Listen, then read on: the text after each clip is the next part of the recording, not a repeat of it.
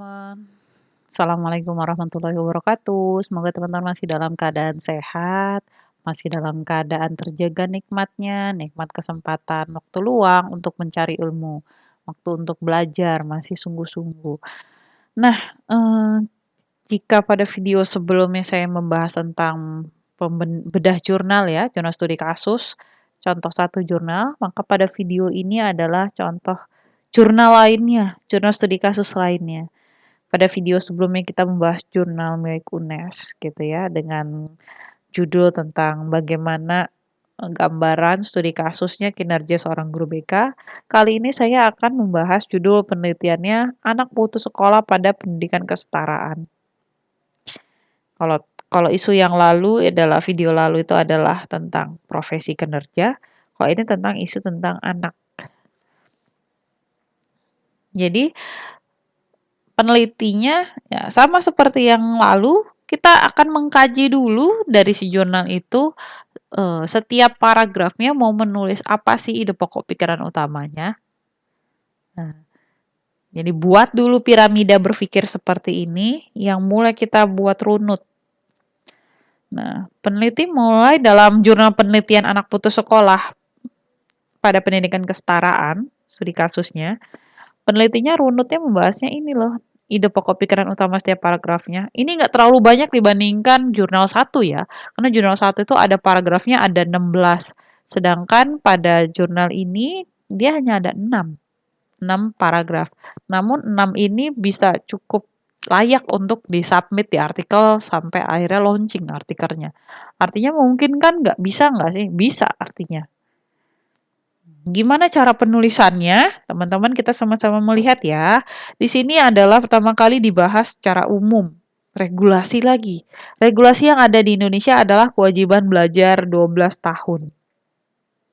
Kemudian dari umum mengerucut ke khusus.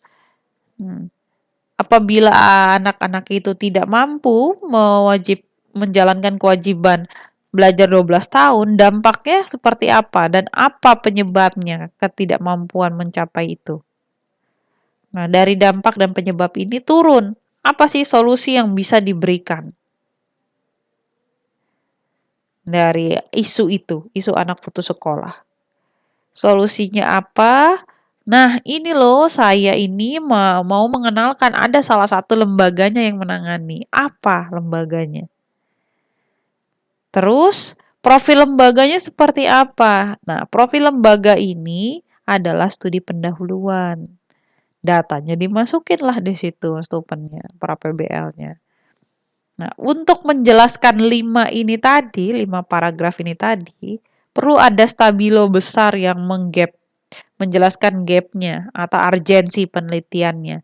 Walaupun di sini kita bisa lihat secara kasat mata gitu ya, secara mata kita ngeliat itu udah ketahuan nih urgensinya tuh dari mana, dari dampak dan penyebab dan kewajiban belajar.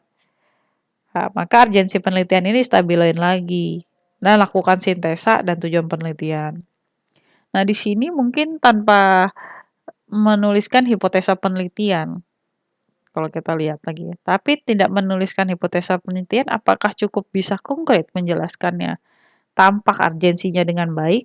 Nah, gimana cara menulisnya? Itu yang penting. Bagaimana seorang peneliti mengolah katanya sehingga ini layak latar belakangnya ini di dan kuat gitu ya. Penelitiannya itu untuk dilakukan. Lanjut. Ini ada setelah membuat kisi-kisi pokok pikiran utama ini, temanya mau bahas apa gitu ya dengan judul ini. Turun, lihat kita jurnalnya yuk. Ini dia jurnalnya. Kali ini kita membahas jurnal dari UNP, Universitas Negeri Padang.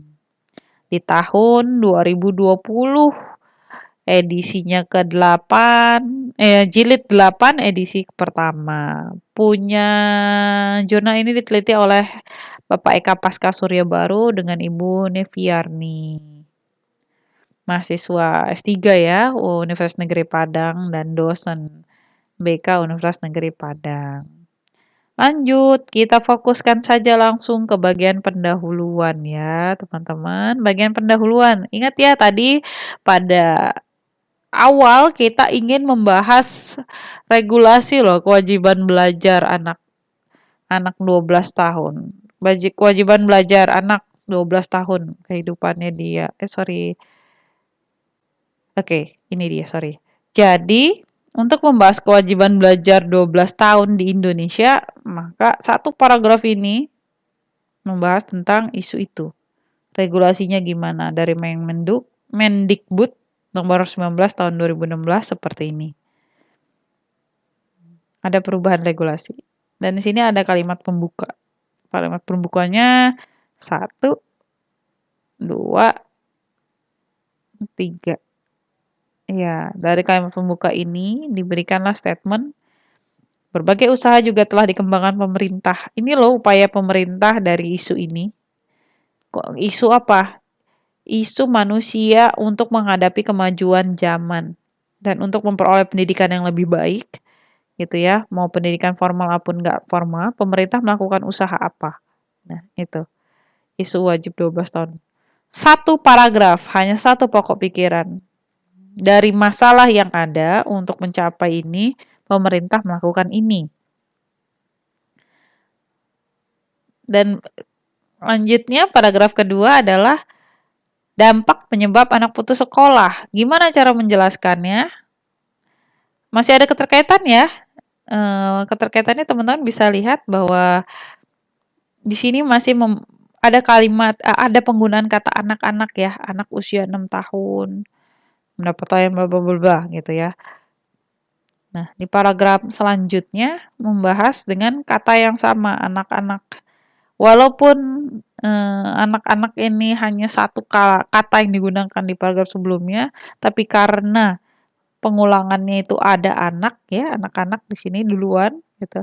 Maka smooth lagi, nggak kerasa kita sudah pindah topik, pindah pembahasan dan masih berkaitan antara paragraf ini dengan paragraf sebelumnya. Karena ada kata yang sama yang diulangin. Ada anak-anak putus sekolah disebabkan berbagai alasan, bla bla bla bla. Nah, ini statement ini diperkuat dengan kutipan. Kutipannya dari mana? Nih, Jobis Kuram dalam Hengki 2018. Ini loh. Nih, kutipannya. Dampak sebetulnya ya, dampak anak-anak putus sekolah. Tuh. Kemudian, apa aja penyebabnya? Putus sekolah, dia melakukan sintesa dulu baru ngutip ini jenisnya peneliti ini. Sintesa, kutipan sintesa. Jadi melakukan statement, ini loh kutipan yang memperkuat statement ini. Penyebabnya. Kemudian sampai sini penyebab lainnya adalah sintesa dulu nih. Kesimpulannya dulu bahwa benang merahnya dulu adalah anak putus sekolah itu ada banyak faktornya, bisa dari diri sendiri ataupun dari luar. Sesuai nih dengan penelitiannya ending dalam Dinda seperti apa faktornya. Selesai. Dari ini semua, dari dampak dan penyebab putus sekolah gitu ya. Turun ke paragraf selanjutnya. Nah, paragraf ketiga, solusi apa sih yang coba ditawarin dari peneliti ini melakukan penelitian studi di kasus ini gitu. Bahas deh solusinya untuk mengetahui latar belakang tersebut hingga putus sekolah. Jadi melihat gambaran, melihat lebih dalam kasusnya itu adalah solusi buat peneliti. Dan ya, ingat ya ada pengulangan kata sehingga antara paragraf sebelumnya dengan paragraf ini nyambung. Apa pengulangan katanya? Anak putus sekolah. Di sini dijelaskan anak putus sekolah, ini anak putus sekolah di paragraf sebelumnya. Jadi nyambung. Jadi kalau menurut si peneliti kita harus tahu dulu latar belakangnya. Dengan tahu latar belakang kita bisa mencari solusinya yang tepat untuk mengurangi dan menyelamatkan anak putus sekolah. Gitu. Makanya studi pendahuluan ini dinilai penting. Jadi solusi sesuai dengan sasaran, sesuai dengan masalah gitu. Nggak bisa generalisir maksudnya. Ini nggak pakai kutipan, tapi karena argumennya kuat gitu ya kepentingannya, jadi layak gitu. Dan dilanjutkan paragraf sebelumnya membahas tentang apa? Lembaganya apa saja yang menangani isu putus sekolah tadi. Ini loh ada lembaga namanya PKBM, ada namanya SKB. Nah, profilnya seperti apa, latar belakangnya. Tuh, kan kondisinya gimana. Tuh, ini masih berkaitan loh karena ada penulisan anak putus sekolah, masih ada keterkaitan dengan paragraf sebelumnya. Karena ada pengulangan kata yang sama, jadi masih berlanjut smooth pindahnya. Walaupun lagi-lagi tema ide pokok pikiran utamanya berbeda dengan paragraf sebelumnya. Ini paragraf kelima masih nyambung dengan paragraf 4 karena ada pengulangan kata PKBM. Tuh, pengulangan kata PKBM dan ada pengulangan kata anak putus sekolah gitu. Padahal ide pokok pikirannya ini beda. Kalau di sini membahas tentang lembaganya itu apa saja ya yang memfasilitasi anak putus sekolah gitu ya. Kalau di sini membahas tentang profilnya seperti apa. Hasil si peneliti studi pendahuluan turun lapangan, profilnya nih ada nih namanya PKBM Kasih Bundo di Bukit Tinggi. Kasih tahu profilnya bahwa 5 tahun terakhir peserta didik di PKBM ini berusianya gimana? Usianya berada pada usia sekolah paket A, paket B, C gimana? Rata-rata tiap hari terdapat 3-5 yang mendaftar pada bulan pertama pembukaan pendaftaran. Itu kan data studi pendahuluan. Turun lapangan dulu, pra-PBL dulu kalau misalkan kita nih. Nah, data ini yang dia dapat nih dari studi lapangan tadi, tunjukin. Lalu paragraf 6 baru deh menjelaskan ini stabilonya dari seluruh data maupun kajian literatur yang di atas. Urgensinya apa? Urgensinya karena tingginya angka anak putus sekolah. Urgensinya tuh ini nih, yang melanjutkan pendidikan berdasarkan data Stupen, nih tabel nih Stupennya, studi pendahuluannya.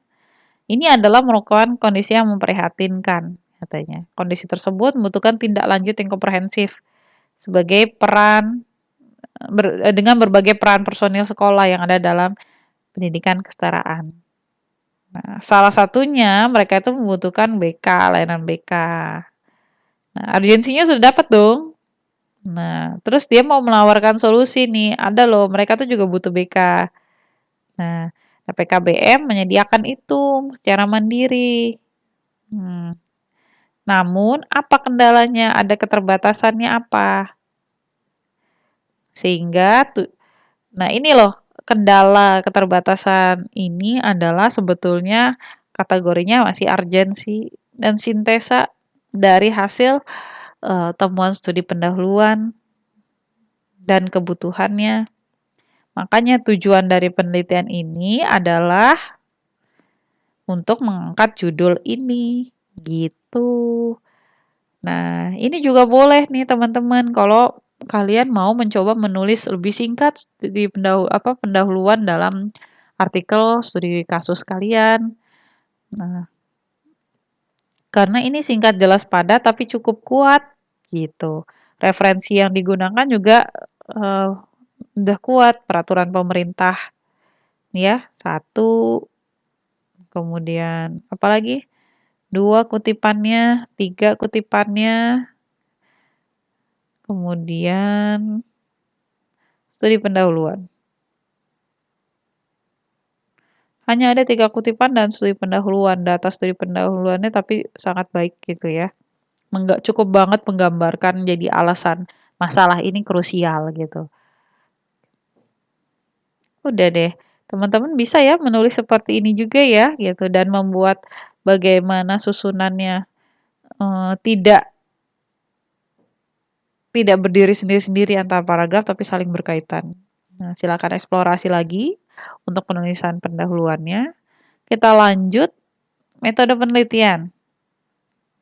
Nah, kalau pada jurnal ini cara menulisnya agak sedikit berbeda dengan jurnal yang kemarin dibahas yang sebelumnya dibahas terkait tentang kinerja guru BK. Di sini bahasanya adalah penelitian ini adalah penelitian jenis apa, bagaimana cara mengumpulkan informasinya, subjek penelitiannya seperti apa, bagaimana cara melakukan instrumennya. Nah, pengumpulan data ini instrumen yang digunakan. Nah, bagaimana cara melakukan menjalankan instrumen ini. Nah, karena pandemi, idealnya sih ditulis di sini karena keterbatasan PPKM mungkin bahasanya atau karena kondisi pandemi, maka wawancara dilakukan melalui via apa? Sedangkan dokumentasi diperoleh dari mana? Nah, gitu. Idealnya sih ditulis. Kenapa sih kok wawancaranya atau observasinya itu via telepon sih, via video call gitu ya. Nah, sebetulnya perlu ditulis di sini kondisi PPKM atau pandemi. Nah, itu pada penelitian kalian nih artikel kalian perlu ditulis ya, tambahannya, masukannya dari ini. Ini hanya satu paragraf bahkan. Namun di sini kurangnya adalah metode penelitiannya tidak menjelaskan teknik analisis data dan bagaimana cara step by step aktivitasnya menjalankan teknik analisis data yang digunakan. Oke deh teman-teman, ini juga tidak menjelaskan tentang studi kasusnya ya.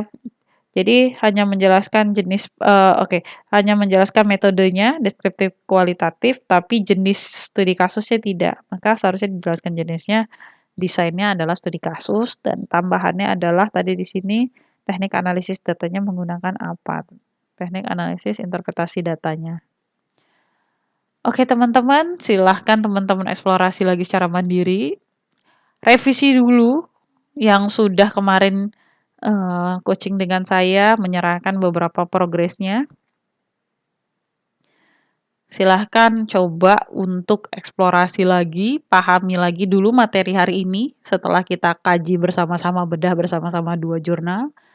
Terus mulai revisi ulang. Koreksi sendiri deh.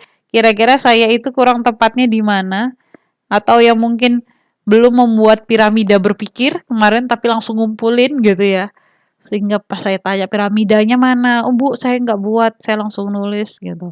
Sekarang coba baca lagi artikel yang sudah disusun sama teman-teman pendahuluannya, stabiloin deh paling enggak.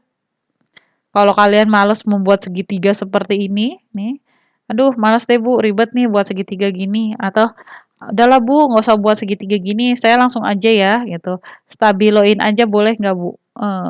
Pendahuluan saya, boleh. Pendahuluan saya ini mau distabiloin atau mau dibuat seperti ini juga boleh. Paragraf 1 saya sebetulnya mau bahas ini Bu, paragraf 2 membahas ini. Itu juga boleh. Jadi kalian mulai mencoba berpikir skala runut dalam menulis. Silahkan koreksi kembali masing-masing tugas kalian secara mandiri, perbaiki lagi sesuai dengan arahan materi hari ini ya. Semoga bisa diambil banyak manfaat dan bisa diuji cobakan. Selamat melakukan asinkronus. Saya mohon maaf apabila ada kekurangan kesalahan. Setelah kalian melakukan revisi secara mandiri, mengoreksi sendiri tugas kalian, terutama juga dalam penulisan metode penelitian ya, selesaikan gitu ya. Sesuai dengan yang saya contohkan tadi, ini 2 jurnal. Setelah selesai, boleh kita melakukan coaching kembali. Jadi mulai dari minggu ini dan minggu depan coachingnya masih sama bahas tentang pendahuluan dan metodologi penelitian. Oke, saya tutup. Terima kasih semuanya. Terus semangat. Oh iya, saya terlupakan sebelum saya tutup. Teman-teman, kalian itu sebetulnya diberikan kesempatan ya untuk secara tidak langsung membuat proposal penelitian. Jadi kalian tuh kalau mau cepat lulus istilahnya kuliah ini di semester sekarang dari semester 5 ini sudah mulai bisa menyicil membuat proposal penelitian. Salah satunya di mata kuliah ini studi kasus dalam BK. Kakak kelas kalian yang sebelumnya itu banyak sekali dari hasil studi kasus mata kuliah ini dikembangkan menjadi skripsi. Biasanya umumnya menjadi latar belakang penelitian skripsinya. Jadi kalau kalian sungguh-sungguh menuntaskan artikel penelitian ini, diharapkan nanti skripsinya bisa dikembangkan dari studi kasus ini. Paling nggak bab satunya sudah beres, tidak perlu lagi kalian stupen karena sudah dilakukan pada saat masa studi kasus itu. Jadi sebetulnya kalian ada 4 kali kesempatan membuat proposal kalau mau cepat lulus ya, supaya nanti pada semester sempro semesternya khusus untuk seminar proposal dan mulai skripsi itu kalian nggak blank gitu ya, nggak tahu harus ngapain. Karena apa? Sebetulnya bisa jadi kalian stuck, nggak tahu apa yang diteliti. Padahal pada mata kuliah atau momen pembelajaran sebelumnya, SKS-nya itu ada membahas dan kesempatan membuat proposal. Apa aja? Pertama studi kasus, yang kedua nanti adalah semester depan ya, atau semester ini kalian sudah membahas MP2, metodologi penelitian 2, itu jenis penelitiannya nanti lebih kepada PTBK dan eksperimen. Kemudian nanti ada KKN. KKN itu bisa banget melakukan studi pendahuluan, pra-PBL, karena kalian turun ke lapangan, isunya langsung menyentuh kepada masyarakat lagi, terupdate. Kemudian ya, kesempatan yang lainnya adalah pada saat teman-teman melakukan PPL. Jadi PPL itu bukan sekedar melakukan PPL, tapi juga sekaligus membuat proposal penelitian skripsi. Jadi sebetulnya kalian kalau mau ingin cepat lulus, kuncinya adalah tips dan triknya adalah buat aja di setiap 4 kesempatan ini satu proposal. Nah, kenapa saya mensarankan begitu? Tujuannya nanti setelah selesai PPL semester depannya sudah mulai masuk penyusunan proposal ya, dan kesempatan untuk sidang gitu ya semester depannya fokusnya ke skripsi. Kalian tinggal mengajukan keempat proposal ini ke pembimbing akademiknya. Dari 4 ini mana yang disetujui? Kalian nggak tahu kan?